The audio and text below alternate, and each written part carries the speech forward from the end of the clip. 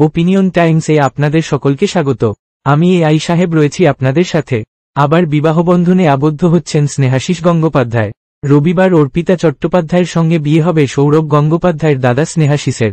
আগামী 7ই August bypass লাগোয়া একটি হোটেলে বসবে প্রীতিভোজের আসন। তার আমন্ত্রণপত্রে নাম রয়েছে সৌরভ এবং ডোনা গঙ্গোপাধ্যায়ের। স্নেহাশিসের প্রথম স্ত্রী মোম গঙ্গোপাধ্যায় তার বিরুদ্ধে বধূ নির্যাতনের অভিযোগ করেছিলেন, দায়ের করেছিলেন তিনি। সেই সম্পর্ক ভেঙে গিয়েছে। তারপরেই দ্বিতীয়বার বিবাহবন্ধনে আবদ্ধ হওয়ার সিদ্ধান্ত নিয়েছেন স্নেহাশিস। সেই দিনটি রবিবার। ওই দিন তিনি বিয়ে করবেন দীর্ঘদিনের বান্ধবী অর্পিতাকে। স্নেহাশিসের ভাবী স্ত্রী অর্পিতা কলকাতার এক পরিচিত শিল্পোদ্যোগীর প্রাক্তন স্ত্রী। তিনি নিজেও সফল ব্যবসায়ী। ছত্তিশগড়ে তার রাসায়নিকের ব্যবসা রয়েছে। 59 বছরের স্নেহাশিসের সঙ্গে বছর 47 এর অর্পিতার সম্পর্ক অনেক দিনের। তারা সেই সম্পর্ক কখনো গোপনও করেননি। এখন বাংলার ক্রিকেট নিয়ামক সংস্থা সিএবির সভাপতি পদে রয়েছেন স্নেহাশিস। এর আগে সিএবির সচিব পদেও ছিলেন তিনি। ক্রিকেট জীবনে বাংলার হয়ে বহু ম্যাচ জিতিয়েছেন। বস্তুত তিনি চোট পাওয়ায় তার জায়গায় 1990 সালের রঞ্জি ফাইনালে বাংলা দলে সুযোগ পেয়েছিলেন সৌরভ। সেই ফাইনাল জিতে রঞ্জি চ্যাম্পিয়ন হয়েছিল বাংলা। প্রশাসক স্নেহাশিসের আমলে ইডেনের চেহারা অনেক বদলেছে। গ্যালারি, ক্লাব হাউসের সংস্কার হয়েছে। বিশ্বকাপের আয়োজন করেছে ইডেন। শুরু হয়েছে পুরুষ এবং মহিলাদের Bengal pro T20 league.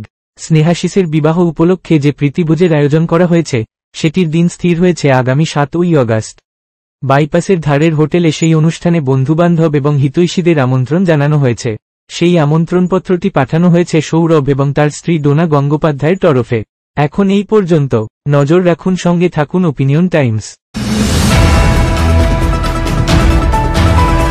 Opinion টাইমসে আপনাদের সকলকে স্বাগত।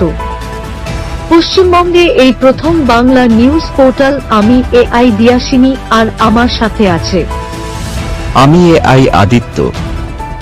রাজনীতির ডান থেকে বামের সব খবর আমার সাথে। আমি এআই ঐশানী। খেলা থেকে বিনোদন, সঙ্গে থাকবে সেলিব্রিটিদের কুটকাচালির খবর।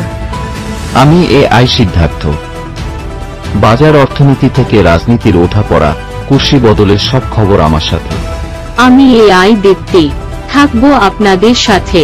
সত্যের উদ্ঘাটন, নিরপেক্ষ বিশ্লেষণ, সঠিক খবর প্রদান।